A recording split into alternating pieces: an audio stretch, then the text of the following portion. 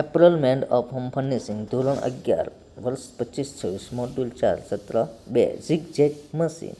મિત્રો આપણે ઘણા બધા વિડીયો બનાવ્યા. હવે આપણે મોડ્યુલ 4 પર આવી ગયા છે. સત્ર 2 ઝિગઝેગ મશીન છે. હવે મિત્રો આપણે ઝિગઝેગ મશીન વિશે તો બધાને ખબર જ હોય છે કે એમાં ઝિગઝેગ કરવામાં તો બહુ સરળ રીતે થઈ શકે છે.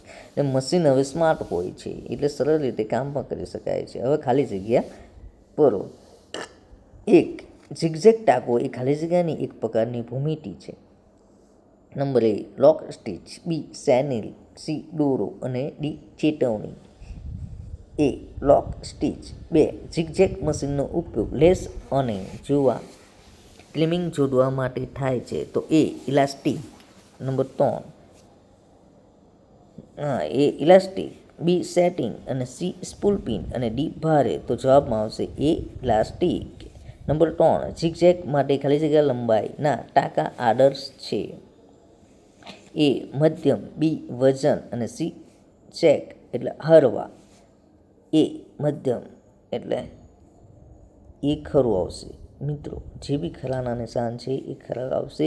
એટલે ખાસ કરીને તમારે યાદ કરવાનું ખાલી જગ્યાની 1ના 2 માર્ક્સ હોય છે. એટલે ખાસ કરીને બને એટલું તમે તૈયારી કરીને જાઓ તો તમારે આપણા વિષયમાં બધાને ખબર જ હોય છે કે 11 માર્કે પાસ થવાનું છે 30માંથી, તો 11 મિનિમમ આવી જાય છે. હવે પ્રશ્નો બી. સવાલ 1 ઝિગઝેગ મશીનના ભાગો અને તેના ઉપયોગો સમજાવો. તો મિત્રો હું એ ભાગો વિશે પહેલાં બતાવું છું. તો પહેલું આવશે થ્રેડ ગાઈડ, બીજું આવશે ટેન્શન ડિસ્ક, નંબર 3 આવશે ટેક અપ લીવર, નંબર 4 આવશે stitch regulator, number 5 bobbin winding માટે spool pin, number 6 fly wheel. હવે નંબર 7 આવશે winder, bobbin winder, number 8 clutch અથવા thumb screw, number 9 needle bar, number 10 presser foot, 11 feed dog, 12 needle plate અથવા તો throat plate, number 13 slide plate 3, number 14 bobbin case, number 15 presser foot lifter.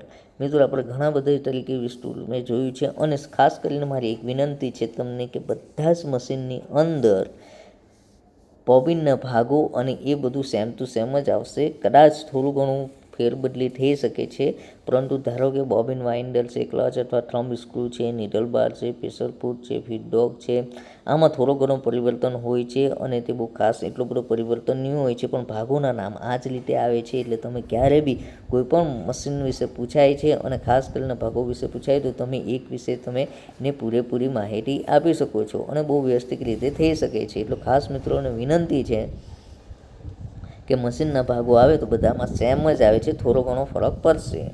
હવે zigzag સિલાઈ મશીનનો ઉપયોગ વિશે હું તમને આજે સમજાવીશ. લેસ અને ઇલાસ્ટિક જોડવા માટે, મહિલાઓના વસ્ત્રોને ગૂંથેલા કપડાં, ટુવાલ, રૂમાલ અને ફાઉન્ડેશન, ગાર્મેન્ટ અને સ્વિમિંગ વેરમાં સુશોભન ટાંકા માટેનો ઉપયોગ છે. નંબર A એન્થેલિક વસ્ત્રો અને એપ્લિક સીવમાં લિંગ અને ફેગોટિંગ પર લેસ લગાવવામાં અને મોનોગ્રામિંગ કરવામાં. નંબર 2 બ્રા અને જેકેટ ઉત્પાદનમાં. મિત્રો ખાસ કરીને આપણને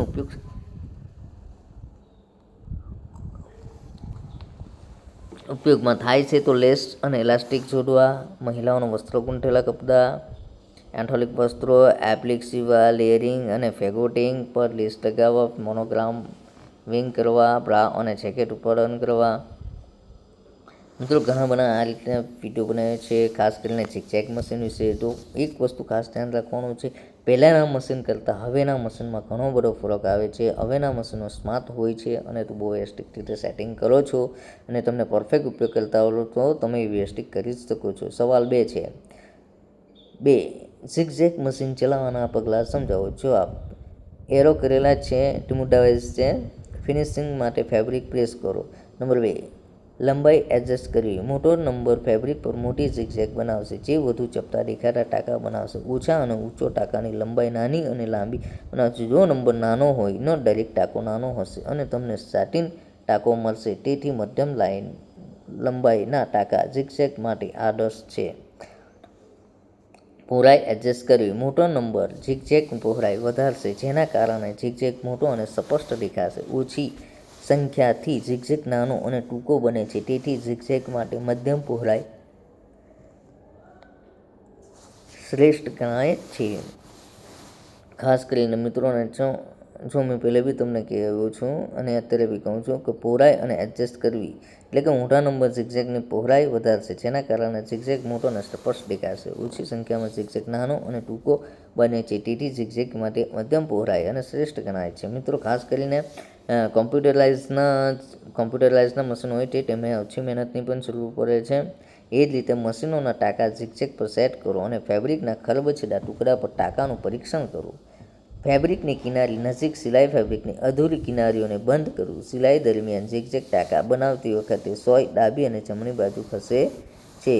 એરો: જો સીમ એક બાજુ ફોલ્ડ કરેલું હોય તો સીમ એલાઉન્સને એક જ ટુકડામાં તરીકે રાખો. જો સીમ એલાઉન્સ દબાવીને ખુલ્લું મૂકવામાં આવે તો સીમ એલાઉન્સના દરેક ભાગને અલગથી થ્રેડ કરો. સીમ ફિનિશ પૂર્ણ કર્યા પછી સીમને ફરીથી ઇસ્ત્રી કરવી જોઈએ. ખાસ કરીને મિત્રો, હું તમને વારંવાર કહું છું કે મારા વિડીયોને જોતા રહેજો, સબસ્ક્રાઈબ કરજો, લાઇક કરજો અને ગમે તો કમેન્ટ પણ કરજો કે જેનાથી મને પણ ખબર પડે છે કે તમને કેવા વિડીયો જોઈએ, સેમેસ્ટર વાઇઝ જોઈએ છે, ટૂંકા સવાલ જોઈએ છે, પેપર જોતા હોય તો એ પણ તમે પેલું કમેન્ટ કરજો, બરાબર છે. એટલે એવી રીતે હું વિડીયો બનાવું છું અને બધાને અને મને પણ જે થાય છે help. Subscribe my channel, subscribe and like.